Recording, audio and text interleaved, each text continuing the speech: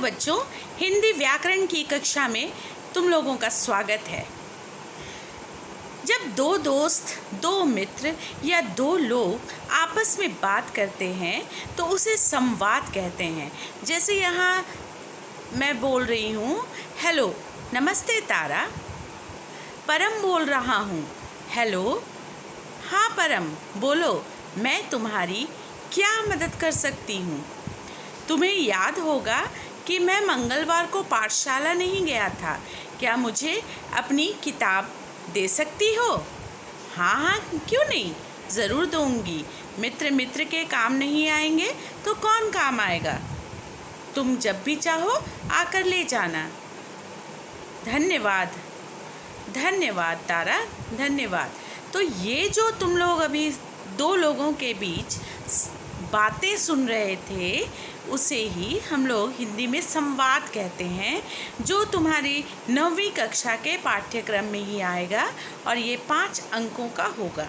तो आओ आज हम लोग देखते हैं कि संवाद लेखन कैसे कर सकते हैं। संवाद लेखन, डायलॉग, इंग्लिश में डायलॉग बोलते हैं, जो दो लोग आपस में बातें करते हैं, वार्तालाप करते हैं। दो या दो से अधिक व्यक्तियों के बीच हुए वार्तालाप या संभाषण को संवाद कहते हैं, जो तुम लोगों के आम जीवन में अक्सर होते रहता है बच्चों। इसे अलग से पढ़ने की आवश्यकता नहीं है, फिर भी व्याकरणिक ज्ञान के लिए आओ हम इसकी विशेषताओं को जान लेते हैं। अच्छी संवाद रचना के लिए निम्नलिखित बातों का ध्यान रखना चाहिए। संवाद छोटे, सहज तथा स्वाभाविक हों। संवाद बोलने वाले का नाम संवादों के आगे लिखा होना चाहिए। ज़रूरी नहीं है कि तुम अपना ही नाम लिखो, हम किसी का भी नाम अंकित करके दो लोगों के बीच संवाद लेखन कर सकते हैं। संवादों में रोचकता एवं सरसता हो और यथास्थान मुहावरों तथा लोकोक्तियों का प्रयोग करना चाहिए, ताकि आपस की जो बातें हैं उसमें गुणवत्ता हो, है ना। यदि संवादों के बीच किसी नए व्यक्ति का आगमन होता है, कोई नया व्यक्ति आ जाता है, तो उसका वर्णन कोष्ठक में करना चाहिए। यदि संवाद बहुत लंबे चलते हैं और बीच में जगह बदलती है, तो उसे दृश्य 1, दृश्य 2 करके बांटना चाहिए। इनकी भाषा सरल, स्वाभाविक और बोलचाल के निकट हो। उसमें क्लिष्टता यानी कठिनता तथा अप्रचलित शब्दों का प्रयोग न हो। प्रसंग के अनुसार संवादों में व्यंग्य विनोद का समावेश होना चाहिए। संवाद जिस विषय या स्थिति के संबंध में हो, उसे क्रमशः स्पष्ट करने वाले होना चाहिए।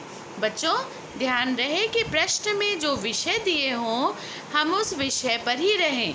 एक दूसरे की कुशल क्षेम पूछकर हम लोग अपने टॉपिक पर आ जाएं और विषय पर ही चर्चा हो, दूसरे नहीं। विषय के महत्व पर, उसके गुण और अवगुणों पर, इसी बात पर चर्चा हो।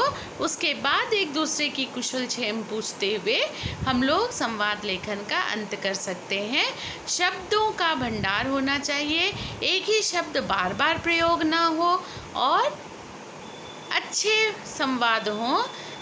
लगे कि कुछ शब्दों का ज्ञान है बच्चों को, व्याकरण की अशुद्धता नहीं होनी चाहिए और सबसे मुख्य बातें ध्यान देने योग्य है कि विषय पर रहो, कुछ अनावश्यक बातें नहीं होनी चाहिए। धन्यवाद बच्चों। जब भी कोई संवाद लेखन आए तो विषय पर की महत्ता को रखते हुए उस पर ही लेखन कार्य होना चाहिए। धन्यवाद।